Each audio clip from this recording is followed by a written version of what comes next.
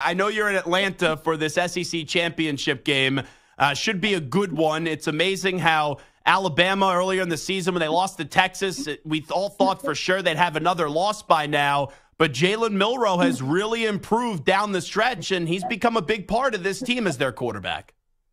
Man, he's an over-the-top athlete in terms of just, he reminds me of a faster Jalen Hurts, to be honest with you. Now, I don't think he's quite the passer that Jalen is. He's going to have to work himself into that. He baits the defenders in a little bit. You saw it against Auburn last week. He baits them a little bit and then makes either a fantastic throw down the field like he did on the scoring touchdown to win the game, or he'll make an outstanding run. He's just an unbelievable athlete. So it's been fun to watch him kind of progress. Early in the year after the Texas loss, they didn't know if he was really going to be the guy. They went with Ty Simpson. They went with the other QB, not really knowing who were they going to go with for the starter. But I think now they've won 10 in a row, 11 in a row now, and they're on an epic run. And of course they play in the SEC West, which is better than the East. So he's won some big ball games for him. That one no bigger than last week against Auburn. Last play of the game, spectacular. Yeah, it's amazing to me. Georgia keeps on winning all these games, and each and every year the quarterback does not get enough respect. It was Stetson Bennett. Now it's Carson Beck. What type of performance do you expect to see in the biggest game of the season up to date for Carson Beck coming up tomorrow afternoon for the Georgia Bulldogs? Well, I'll tell you what, Zach, I think if Brock Bowers is healthy, then you're going to see a great Carson Beck. If he's not and he doesn't play tomorrow, then we could see a Beck that could struggle, because Saban, he knows how to defend certain things in a passing game. Saban's been extraordinary against guys that really don't run the football a lot, dual threat guys, and Carson Beck is a thrower. I think he's a prototype QB, 6'5". He can move, but he doesn't really look to run. So I think Saban can hem him up a little bit. I think if Brock Bowers is there, it gives him one of the best college football tight ends in the history of the game on Beck's side to help him kind of get out of some bad plays. And then that forces double teams, and maybe that leaves some guys outside open. So I think if Bowers plays tomorrow, it opens up the offense for Beck. But Beck's been spectacular from a completion percentage standpoint. He's been phenomenal, and he's got the strong arm. He's got the big league cannon. So I think he can do some damage. And if Brock Bowers is playing, it could be a lot of damage. I know there's a little personal motivation in this one for Nick Saban. He'll never admit it, but now a lot of people refer to Kirby Smart, right, his guy, as the best coach in college football. He's taken the baton now and has run with it. What type of effort do you think you see from Alabama tomorrow, and how alive do you think they are to win this football game? Who are you going with? Oh, it's all the way live. Saban, he's got something for Kirby, I think. And I'm not saying that Alabama's going to run away with this ball game. I think the 5 or 6 is a lot of points to give Bama. They have not lost in this building in a long time. They beat them 2 years ago with Bryce Young when they had Jamison Williams healthy and Michi 3 healthy. But Bama's not the offense that they were on the outside on the perimeter that they were 2 years ago when they played them in this game. Last year, Georgia throttled LSU, and Georgia had that magnificent defense. Georgia's defense isn't quite as good as it has been in the last few years. So I think it's going to be a really strategic game in terms of how they manage the situations. I think it's going to be a close game.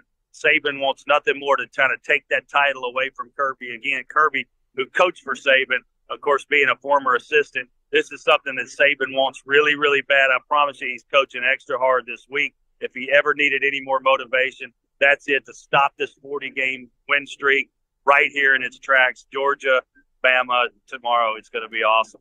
Josh Booty here with us. I think you have a case to make for 3 people to win the Heisman this year, where we're at right now, entering the final week of play. Jayden Daniels, who's no longer playing this weekend, and then you also have Michael Penix Jr. and Bo Nix, who will go up against one another in a few hours. Who do you think will ultimately win the Heisman Trophy this year?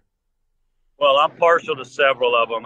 Bo Nix is a family friend. I've been a part of some of the award shows with him the last few years at the National Quarterback Club, and he was a recipient of that in high school coming out, and in college last year. He was there to give the award away. He's a magnificent guy, magnificent family. He's sharp. He's just a sharp player. He's quick twitch. He's developed into a great passer. He's a competitor. Great completion percentage. But what Jayden Daniels has done this year, and I don't want to take anything away from Penix because he's a great leader. He's a clutch player. But Jayden Daniels, what he's done in the SEC West, like I said, I don't want to be partial because I'm an LSU guy, but I've watched every game, and I'm telling you, no one stopped him yet. He's slippery. He's got 10 rushing touchdowns, 1,300 yards on the ground, and then 4,000 something in the air with another 40 touchdown throws. He's got great players around him, but man, Jayden Daniels hadn't flinched 1 second in the SEC West, and what he's done, he's passed Burrow in some stats in terms of total offense. So I would have to say Jayden Daniels the most electrifying player this year that I've seen as a whole. But Bo Nix does everything right, and Penix is the same. He hadn't lost. So if Nix beats Washington, it's going to be Nix and Daniels. If Washington beats Oregon, then Penix is going to rise a little bit. But I don't know if he'll be able to topple Jayden just because of his numbers. Where's your confidence with this LSU program? Because there was big expectations year number 2 with Brian Kelly. And outside of USC, I thought they were the most disappointing team in college football because I had sky-high expectations for them, and they're not even playing this weekend. Yeah, you know what? We have a lot of talent on offense. Our defensive coordinator, we've had real problems there, and especially in the back end of our defense. We gave up 700 yards of total offense to Ole Miss. You can't win games like that. Ole Miss is going to score points, and you got to outscore them if you're going to give up 700. We weren't able to do that, and that was our third loss. I just really think that we've got to get better on defense next year to win a national championship. That's always our goal at LSU, is to win a national championship, right? Just like you're saying, to be in these big game situations. We were here last year. Our defense played horribly. We didn't really have a good push up front either. Mason Smith, our big D tackle, kind of had a subpar year. I like our guys. I like our athleticism. I just don't think we put it together very well on defense, and that's been a real problem. Our offense was spectacular, number 1 in the country. How are things going, by the way, Josh Booty, with the BUA app that you're a part of? I appreciate you asking, man. We're excited. This year is going to be really big for us, 2024, and we've been going at this now for 2.5, 3 years, but we got compliance to do all the skill-based gaming or gambling. So we're going to do a lot of peer-to-peer gambling stuff this year where we can really market it now. We can add the banking features, and then we're doing a lot of corporate challenges, partnerships and promotions that we're going to do with big corporations. So we've already got a few of those locked in, and we're super excited about next year. And what's the latest with the General Booty? When are we seeing him on the field for Oklahoma? Well, man, Dylan Gabriel's got another year at Oklahoma. This guy's got 17 years in college. You may have some eligibility left, honestly, my friend. Exactly. I think I do. I'm going to have to come out of retirement and get these old bones ready to move. But, no, Dylan Gabriel's there. He's the starter. He's been a starter for 3 years. They've got another kid, Jackson Arnold, which is a 5-star super stud guy. I don't know what's going to happen there. Their offensive coordinator, Jeff Levy, went to Mississippi State. So I'm kind of waiting to see what kind of unfolds in front of him in terms of the guys that played in front of him this year. He's got 2 years left after this season. So, we'll see. He needs to get on the field somewhere.